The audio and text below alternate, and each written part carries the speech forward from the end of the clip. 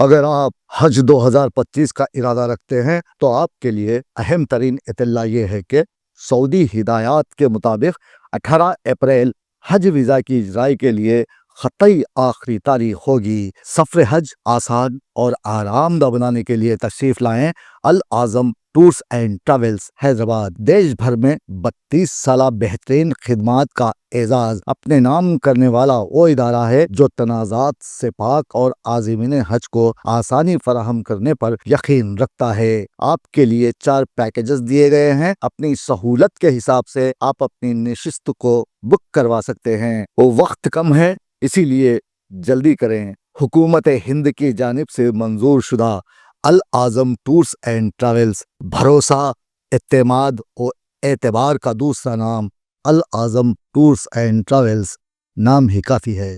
తెలంగాణలో ఎండలు మండిపోతున్నాయి. ఉష్ణోగ్రతలు క్రమంగా పెరుగుతున్నాయి. ఓ 2 జిల్లాలు మినహా రాష్ట్రం అంతటా ఇప్పటికే 40 డిగ్రీలు దాటాయి. నిన్న అత్యధికంగా ఆదిలాబాద్ జిల్లా నేరడిగొండలో 41 డిగ్రీల ఉష్ణోగ్రత నమోదైంది.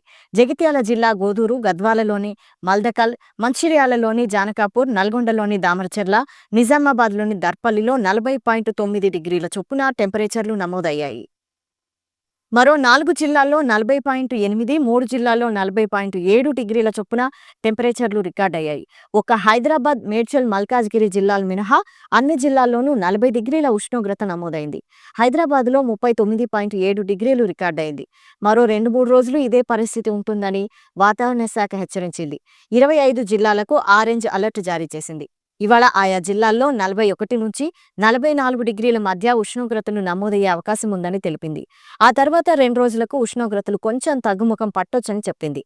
ఏప్రిల్ 2, 3వ తేదీల్లో తేలికపాటి జల్లులు కురిసే అవకాశం ఉందని పేర్కొంది. దేశంలో ఎండలు మండిపోతుండటంతో కేంద్ర ప్రభుత్వం అలర్ట్ అయింది. అన్ని రాష్ట్రాలకు హీట్ వేవ్ అలర్ట్ అడ్వైజరీ జారీ చేసింది. ఎండ ప్రభావంపై అప్రమత్తంగా ఉండాలని, ఎప్పటికప్పుడు వడగాల్పులను అంచనా వేస్తుండాలని సూచించింది. హీట్ వేవ్స్ పై వెంటనే యాక్షన్ ప్లాన్ ప్రిపేర్ చేయాలని, వాటి వల్ల కలిగే ఆరోగ్య సమస్యలపై బులెటిన్స్ ఇవ్వాలని ఆదేశాలిచ్చింది. ఈ మేరకు అన్ని రాష్ట్రాల సీఎస్లకు కేంద్ర ఆరోగ్య శాఖ కార్యదర్శి లేఖ రాశారు. మెడికల్ ఆఫీసర్లు, హెల్త్ స్టాఫ్ సంఖ్యను పెంచాలని సూచించారు. వడదెబ్బకు గురైన పేషెంట్లకు చికిత్స అందించేలా హాస్పిటళ్లను సిద్ధం చేయాలన్నారు.